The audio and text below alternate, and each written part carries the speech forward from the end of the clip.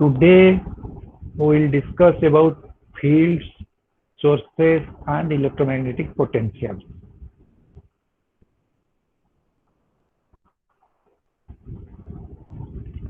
The outline will contain a recap of what we discussed in the last class, then some flashback into your memory of previous studies, school studies or college studies, then typical radiation problems, what happens in radiation.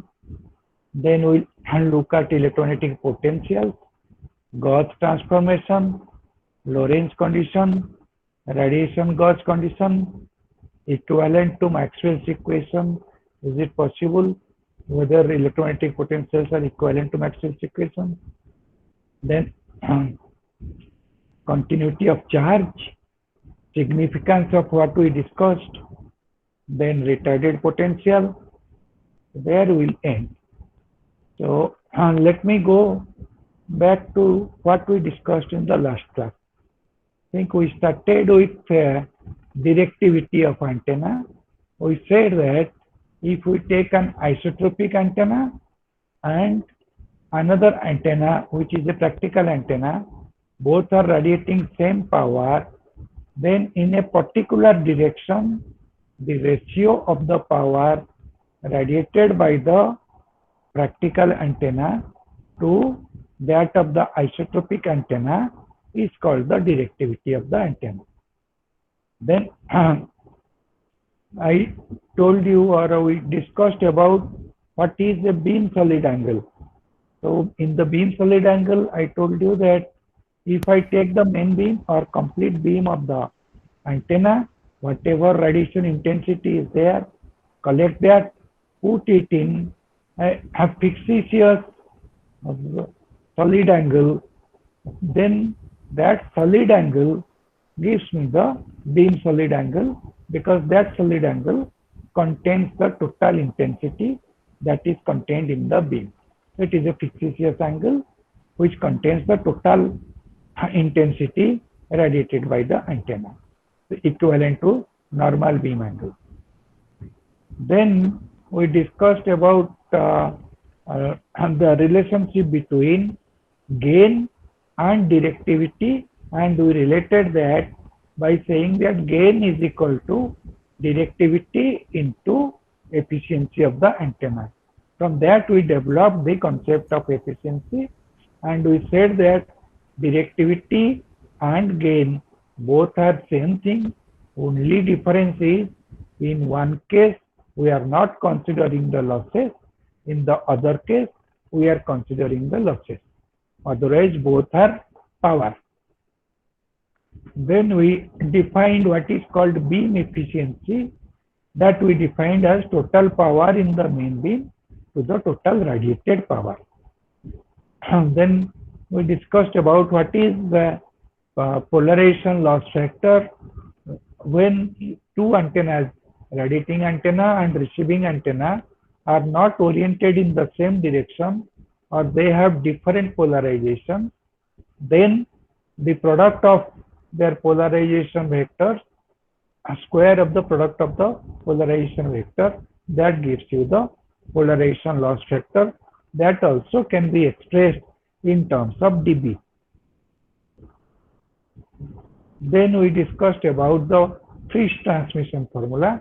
When two antennas are separated over a distance r, then the received power depends on the transmitted power or the gain of the transmitting antenna, gain of the receiving antenna, distance between the antennas, then and the matching of both these antennas to their corresponding circuits. So this is what we discussed in the last class. Overall, this was the discussion over the course of the last class. Now let us look at what we remember from our school days, high school, or when you come to college, undergraduate studies. In those days, what I remember. Let me start with this.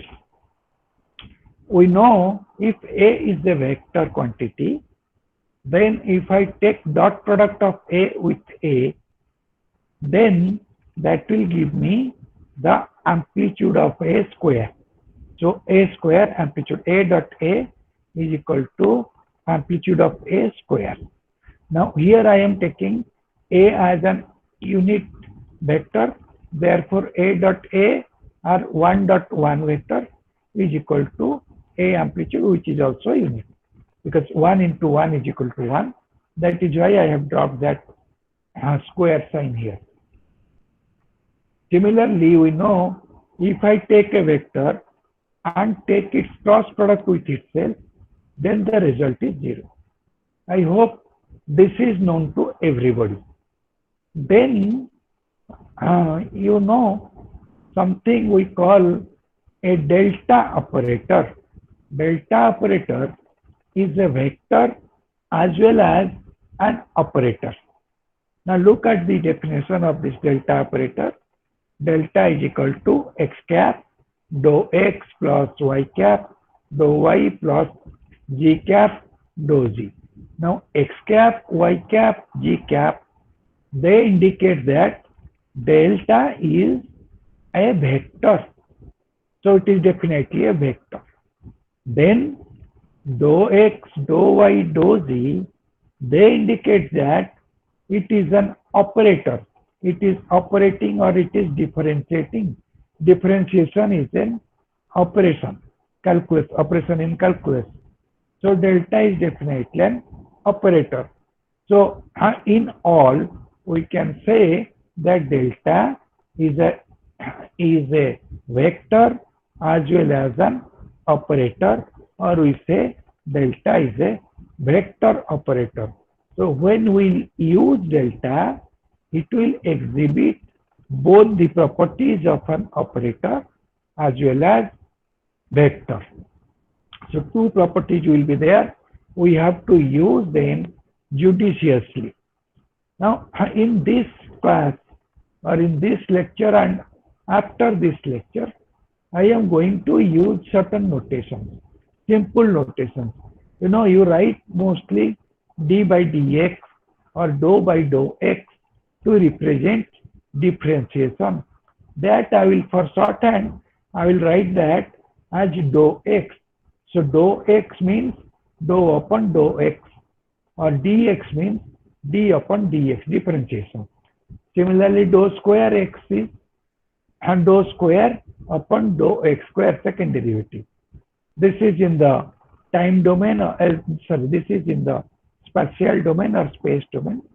Similarly, in the temporal domain also, we will say dou t is equal to dou upon dou t, or dou square t is equal to dou square upon dou t square. I am saying dou, you can take d. If it is separated, separation of variable has occurred, we can take d instead of dou. Now let me write, I have given you the expression for delta in Cartesian coordinate system. Similarly, the expression for delta in the polar coordinate system or in the spherical polar coordinate system gives you r cap dou r plus theta cap by r dou theta plus phi cap by r sin theta. Now, how to remember this? I have a simple formula of remembering this.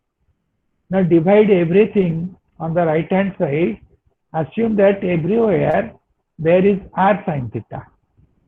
In the first case, r to the power 0, sin theta to the power 0.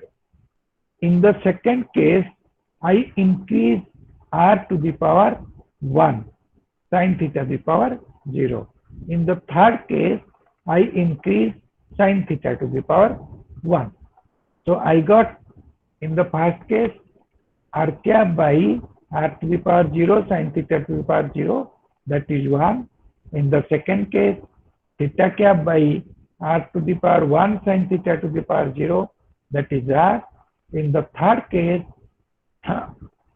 phi cap by r to the power 0, sorry, r to the power 1 sin theta to the power 1, so r sin theta. So this is how I remember delta. You can have your own way, or you can remember straight away this expression if it is convenient to you. Now let us see what happens if I take dot product of delta with itself. So that gives me delta dot delta, like a dot a gives us a square, delta dot delta gives us del square. Now delta is a vector. If I take a dot product, then that is going to give me a scalar. Therefore del square is a scalar quantity. And sometimes many books write del square as nabla operator, and the nabla operator is like a triangle. So del dot del is equal to del square is equal to a triangular nabla operator. That will be how much? X cap dot x cap is 1, x cap dot y cap or x cap dot g cap is 0. So x cap dou x dot x cap dou x will give me dou square x. Similarly, I will get dou square y, dou square g. So del square is equal to dou square x plus dou square y plus dou square z, which means if I am operating del square, in effect what I am doing is I am taking second derivative in all the parameters x, y, z. If it is independent upon one of the parameters, say it is independent upon x, then it will be dou square y plus dou square z. If it is independent upon two parameters, x and y, then del square will be equivalent to dou square g. Okay. Now let us look at what happens to del square if I represent it in terms of the spherical coordinate system. Look at this expression. This expression gives you 1 by r square dou r square dou r plus 1 by r square sin theta dou theta sin theta dou theta plus 1 by r square sin square theta dou square phi. Okay. Now how to remember this is similar procedure as I told you to remember delta in case of a spherical coordinate system. Now here it is r square, then r square sin theta, then r square sin square theta, which means in the denominator, first it is sin theta to the power 0, next is sin theta to the power 1, third is sin theta to the power square. Everywhere there is 1 by r square, so don't worry about r square. Now, if it is differentiating with respect to r, then it will be dou r into r square dou r. If it is differentiating with theta, then it will be dou theta into sin theta dou theta. In the third case, it is differentiating with respect to phi. There is no dependence in the denominator on phi, so it will directly differentiate on phi. So this is how I remember this. Now remember the first equation. A cross A is equal to 0. Cross product of a vector with itself is equal to 0. Therefore, del cross del will always be equal to 0. Cross product of delta with itself will always give you 0. Now remember this. This is very important and we are going to use it throughout this class. Now look at this figure.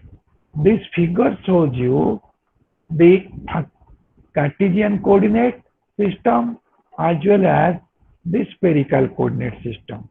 There is a point P at a distance r from the origin. If I drop a perpendicular from the point P onto the xy plane, then that point meets the xy plane at a point to which the distance from the origin will be r cos theta. The reason is r is making an angle theta with z axis. If it is making an angle theta with g axis, then the component of r along the g axis will be r cos theta. and the component which is orthogonal to the component which was along z-axis, that component will be r sine theta. So that component is in the xy plane. Therefore, this distance, if I drop a perpendicular onto the xy plane, then that distance will be r sine theta. Now, if I drop a perpendicular from that point onto x-axis, and x-axis, from the x-axis I am moving towards y-axis, making an angle phi with the point which was connected to the origin, then that will be r sine theta cos phi. Similarly, if I drop a perpendicular to y-axis, it will be r sine theta sine phi. Now look at how the point enclosed it in a box, small box, very infinitesimally small box. Then the sides of the box will be, if it is along the r, it will be dr. If it is along theta, it will be r d theta. If it is along phi, it will be r sine theta d phi. So that volume will be accordingly r sine theta d phi into r d theta into dr, or overall it will be r square sine theta dr d theta d phi. That will be the infinitesimal volume of the small volume enclosing the point. The theta is called the elevation angle because Z is looking at the elevation. We are taking the angle from the elevation towards the azimuth plane or xy plane. Similarly, phi is called the azimuth angle and xy plane is called the azimuth plane.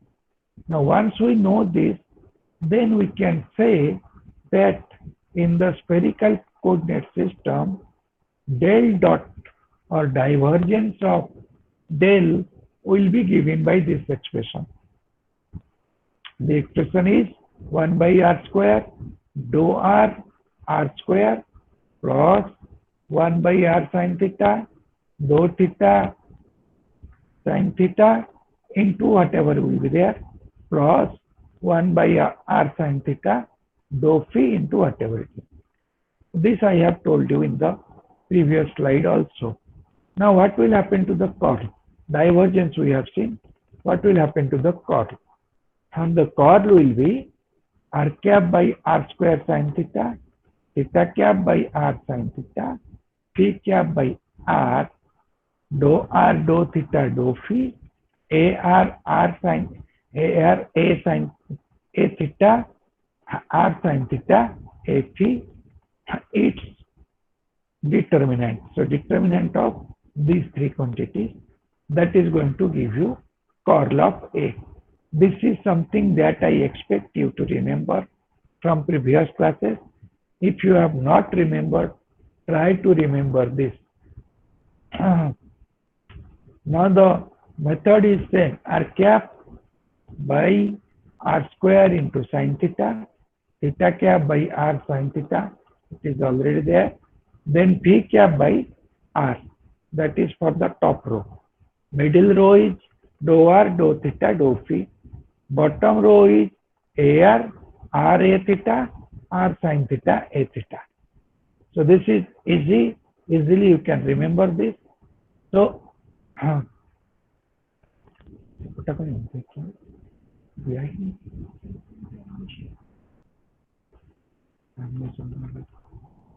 okay, so let us go to the next slide.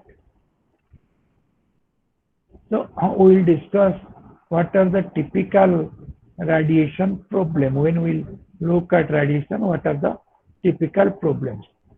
First is, if we have some impressed current distribution, then those current distributions are going to create some fields. Why this happens? If I have a current distribution means it is always AC oscillating, right? Now if I have a current distribution, then the charge is accelerating. If the charges are accelerating, then there is a radiation field. Now that field will be distributed in the far field zone. In the far field zone, the field distribution obeys the Maxwell's equation. So that distribution will come from Maxwell's curl equation. The curl equations are curl of H is equal to J plus dou D by dou T, and curl of E is equal to minus dou B by dou T. These two equations we know from electromagnetics, and remember these two equations. These are always useful in any type of electromagnetic problem, whether it is antenna, whether it is waveguide, or whether it is transmission line, whatever it is, these two equations are ever useful. But remember one thing, we are not going to use these equations, or no book you will find is using these equations in this form. Maxwell's equations give us insight, but Maxwell's equations are rarely used directly to address any physical situation or any physical problem. Now, why that happens? Look at this. We have got two differential equations. Both of them are first order and both of them are linear. So this is very good, very mathematically. If you are going to ask a mathematician who has to solve a differential equation, he will be very happy if he has a differential equation which is first order and which is linear.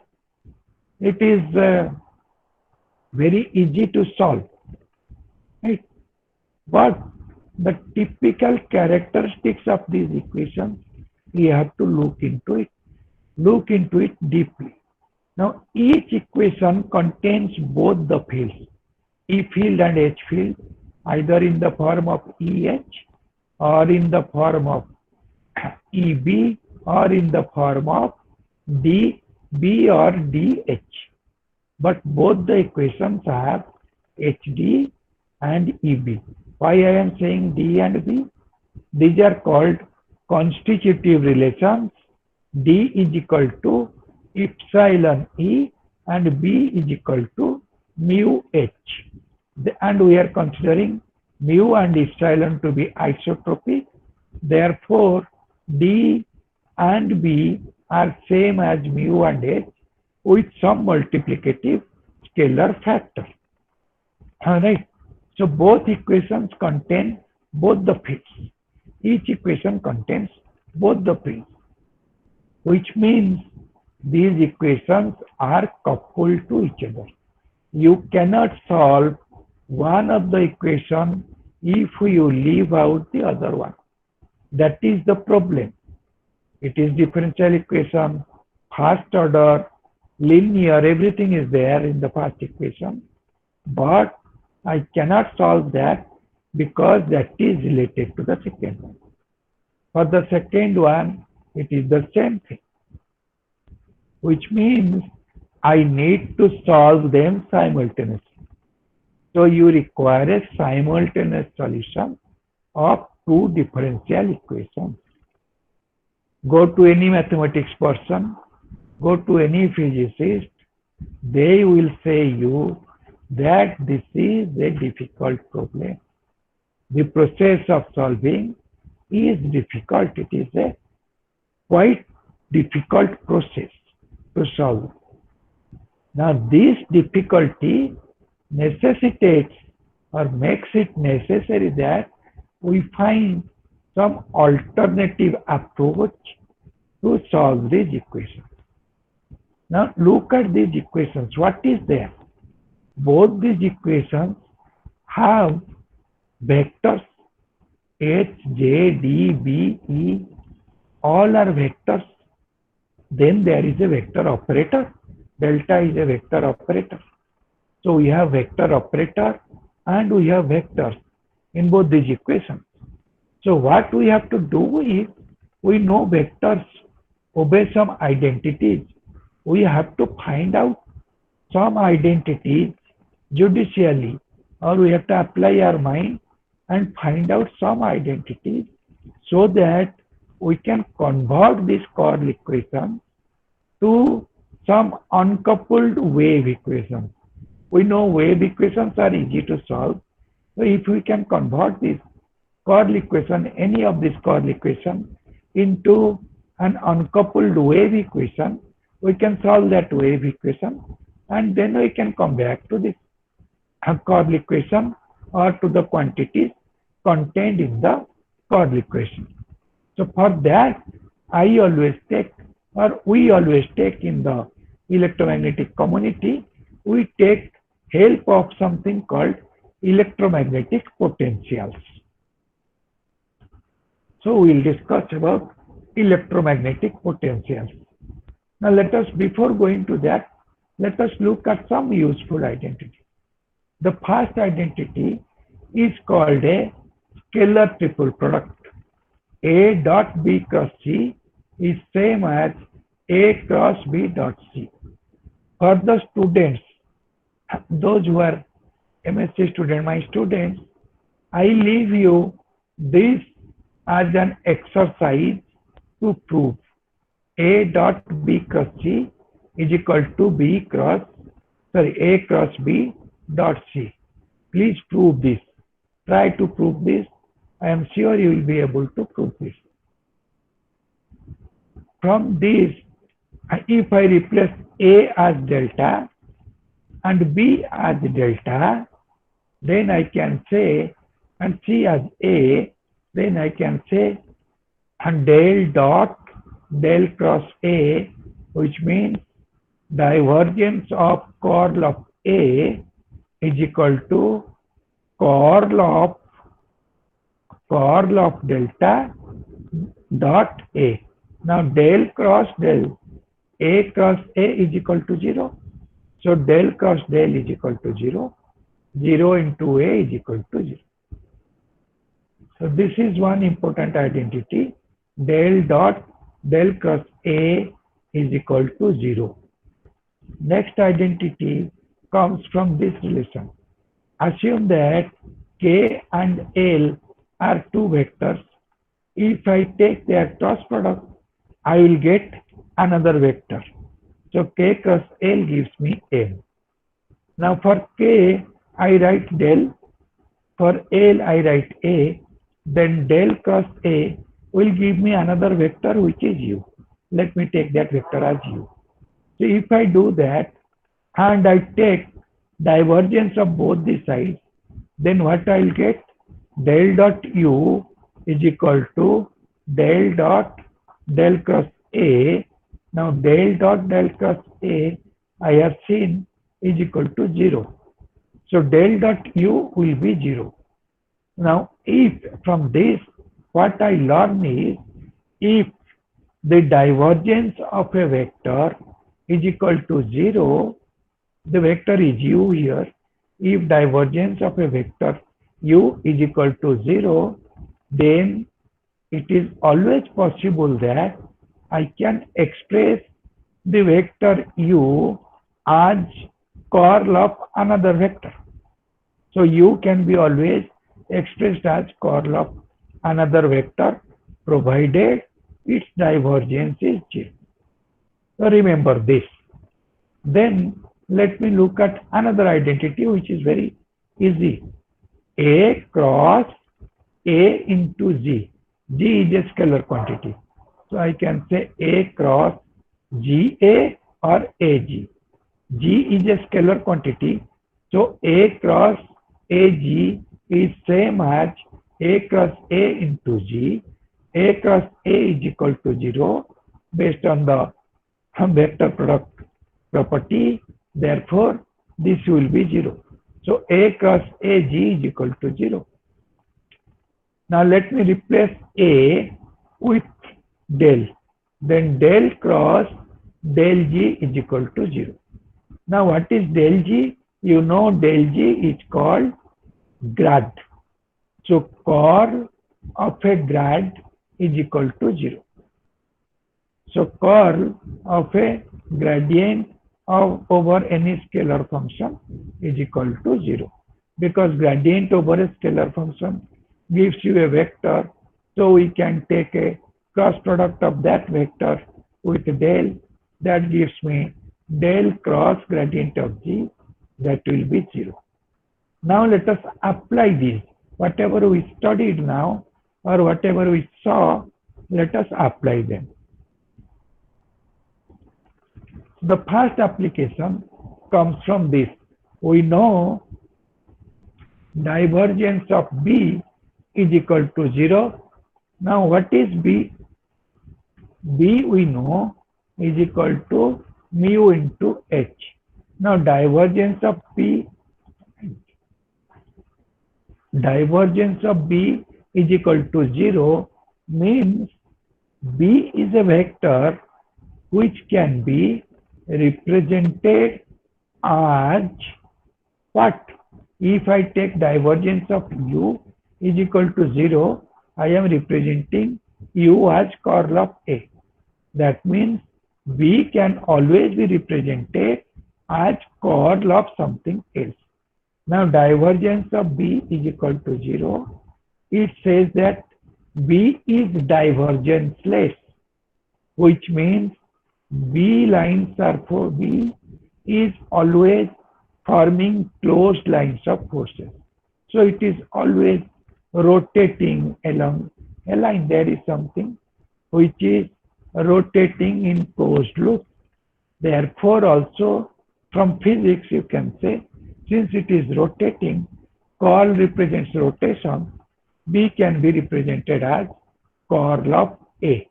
So B is equal to curl of A, which is equal to mu into H.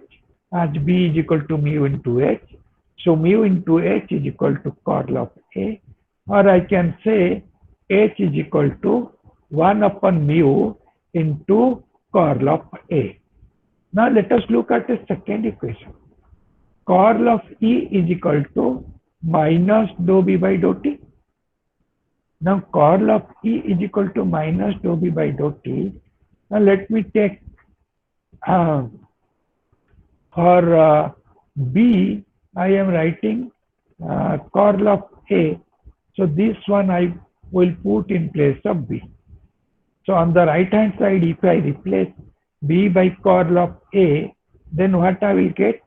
Curl of E is equal to minus dou by dou T of curl of A.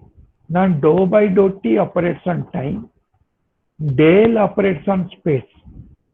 Space and time are completely independent upon each other. Therefore, I can interchange this operation.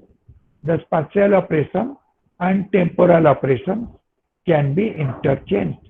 So if I interchange that, I get del cross E is equal to minus del cross dou T by dou A. Or I can say curl of E is equal to minus curl of dou T by dou A. Now let me bring everything to the left hand side and make right hand side 0. So curl of E plus curl of dou T by dou A is equal to 0. From that I get curl of E plus dou T by dou A is equal to 0. Now this gives me curl of some quantity as 0. Now this I have seen earlier. Curl of grad G is equal to 0. Grad G is a vector. Now inside E plus dou T by dou A is a vector. So that I can represent as grad of some scalar quantity. So this is this vector E plus dou T by dou A comes from some scalar quantity. That I can safely assume based on the identities of vector and vector calculus. So using that, I get E plus dou A by dou T is equal to minus grad phi. I am free to choose whether it is plus or whether it is minus. I will take it as minus grad phi, and this will be clear later when I will discuss more into it why I have taken minus. What for the time being, let us take E plus dou t by dou A is equal to minus grad phi.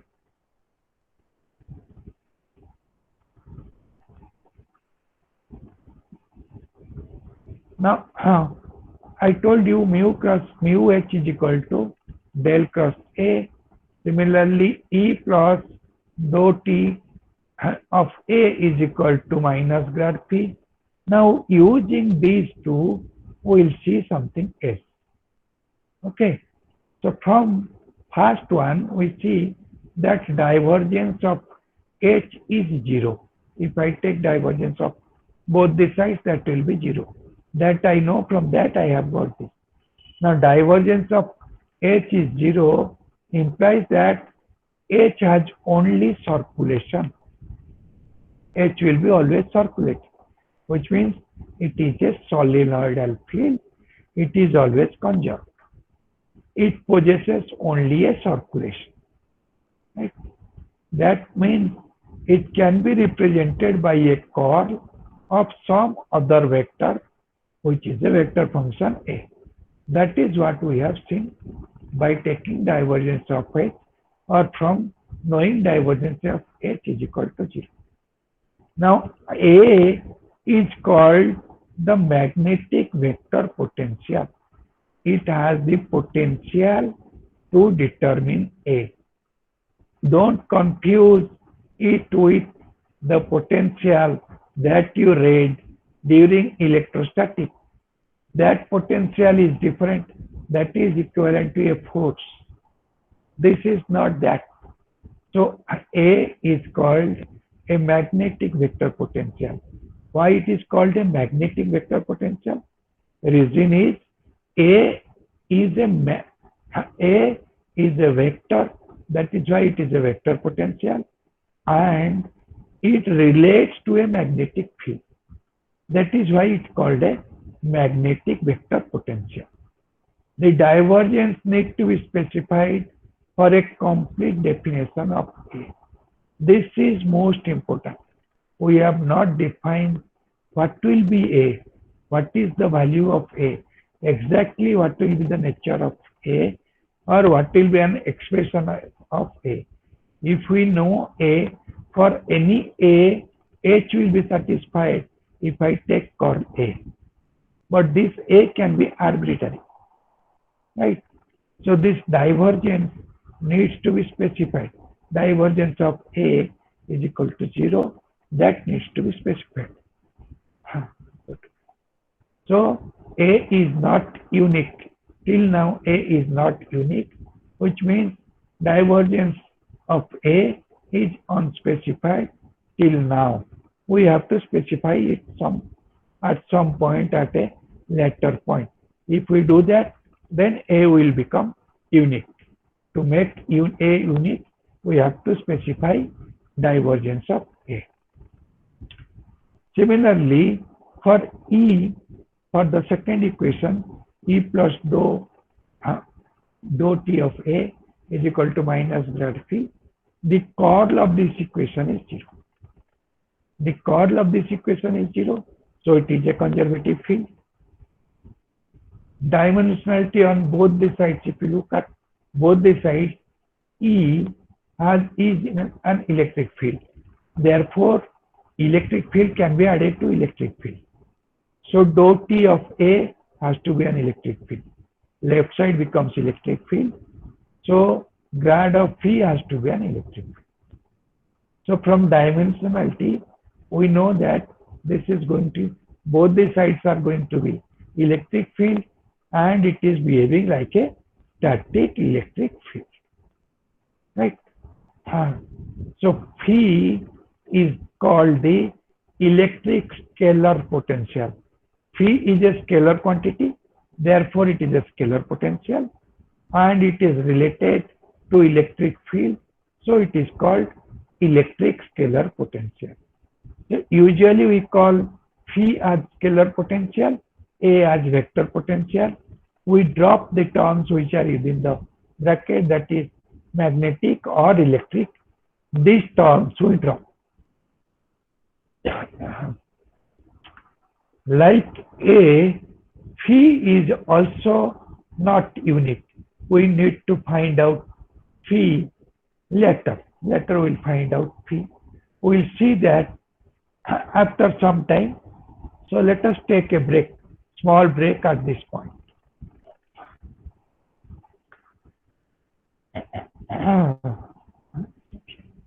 Stop recording. Sharing.